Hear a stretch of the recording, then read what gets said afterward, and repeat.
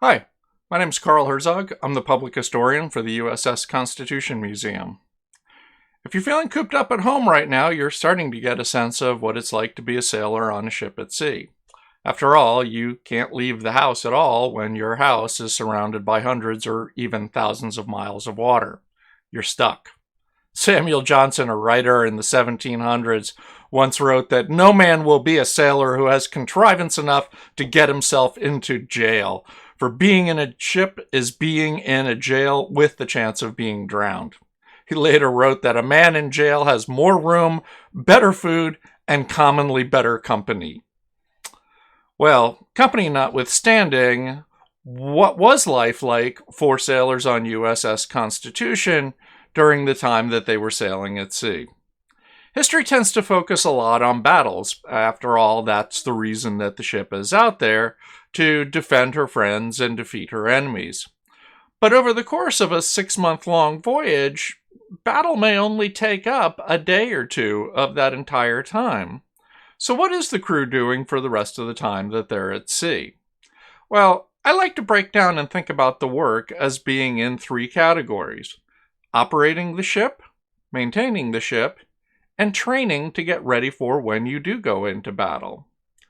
One of the first things to keep in mind about life at sea is that, unlike living in a house at home, the ship is operating 24 hours a day. You can't anchor or stop overnight in the middle of the ocean, you just keep going. The water's way too deep to anchor, and there's no reason to stop when it gets dark because there's not a whole lot to run into out there. So the ship's operating around the clock for 24 hours. That means that at least some of the crew has to always be awake to maintain the ship. So what does your schedule look like? How does that get divided up? Do you have any free time at all if you were part of the crew? Well, in order to make things work, the crew was divided up into 2 groups called watches. And those watches took turns, shifts of work, also confusingly called watches, when they were operating the ship and doing other things. Now, this doesn't mean that you had the rest of the time off. There were all kinds of things happening, like I said, maintaining the ship and training. But for the most part, the day was broken down into 4-hour stretches in which you were either on watch, off watch, or participating in some other duty. So, what did that schedule look like, and what did the work and time off look like? Well, you can find out on the USS Constitution Museum's website.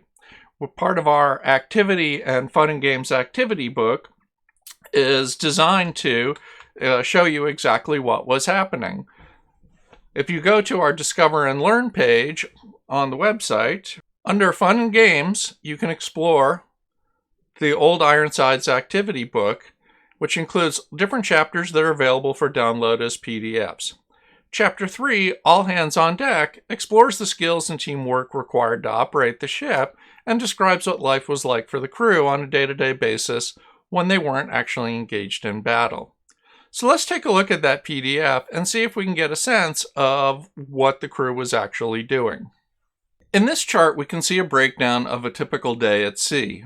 Beginning at midnight from 12 to 4 a.m., 4 to 8 a.m., 8 to noon, 12 to 4, so 4-hour watches or stretches of shifts of work and time during most of the day. But then in the evening, it gets broken up into 2 2-hour watches, going first from 4 to 6 and then from 6 to 8. These 2 shorter watches allow the crew to essentially rotate their shift or watch schedule so that the same people aren't doing the same thing every day. The operating part of the ship, trimming the sails, steering, keeping a lookout, had to keep going on even during the day when the rest of the crew was either doing maintenance work or engaged in training. Often the entire crew would be pulled into training as well too, but part of that included obviously continuing to operate the ship. What did it mean to be trimming the sails for the crew? A lot of it depended on what kind of work was needed, what the sails had to do. If you had to reduce sail or set extra sail, it meant the crew climbing up into the rigging and furling, unfurling sails.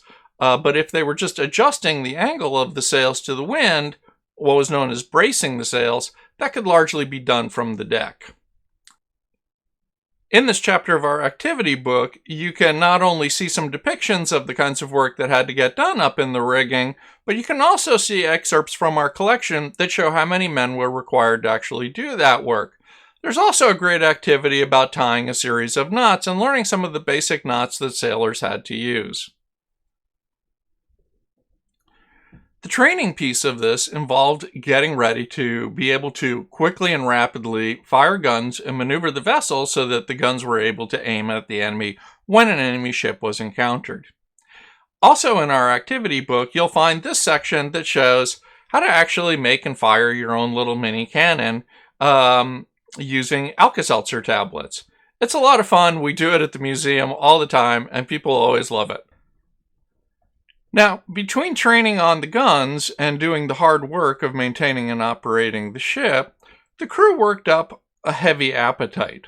They actually ate a lot more than you would probably eat right now at home because they're doing so much work underway. Even the day-to-day business of walking around a ship, you'd be surprised, can take a lot more energy and activity as you're bracing to balance yourself. Not to mention climbing up in the rigging, hauling at the thousands of pounds worth of guns, and pushing holy stones across the deck to help clean the deck. All of this work meant that they were really hungry by the time it was mealtime. In our activity book, you'll see a list of recipes that give you an indication of what the sailors actually ate and show you what an average meal looked like. These are menus and recipes that you can actually duplicate at home if you want to. After the meals at the end of the day, the sailors did get some free time to do whatever they wanted, entertain themselves, before going to sleep until their next watch came up. Again, in our activity book, you'll see some of the activities that show the types of games that sailors could play, some of the songs they would sing, and other activities that they would participate in that gives you a sense of what life was like. Unlike being at home today, the sailors on board USS Constitution had 450 fellow sailors sharing this tight, confined space.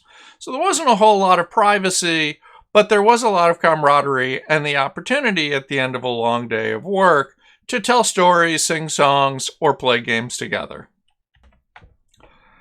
So I hope that starts to give you some sense of what day-to-day life was like for sailors on board USS Constitution.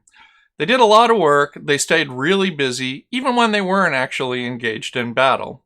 But it could be long and monotonous time periods, not unlike being stuck at home today.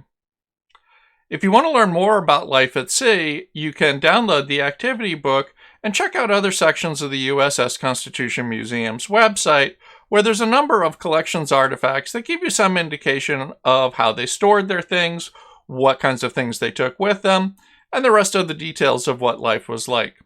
If you have questions about this, feel free to post them on any of our social media, and we'll try and answer them either online or in our next video. If you have ideas for other videos you'd like to see, don't hesitate to post that as well too.